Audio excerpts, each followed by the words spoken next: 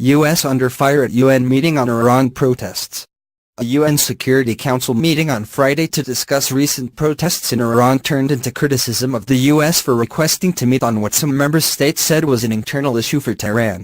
France's ambassador to the UN said the protests did not threaten international peace and security, in what may be an implicit criticism of the United States. We must be wary of any attempts to exploit this crisis for personal ends, which would have the diametrically opposed outcome to that which is wished, Ambassador Francois Delattre said.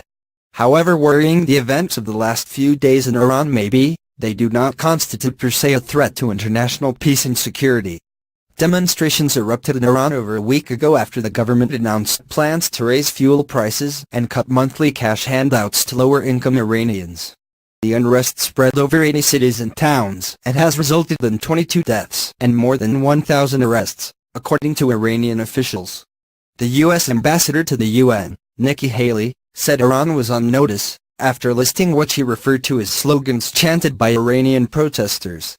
The Iranian regime's contempt for the rights of its people has been widely documented for many years, said Ms. Haley, adding that the U.S. stood unapologetically with those in Iran who seek freedom for themselves, prosperity for their families, and dignity for their nation.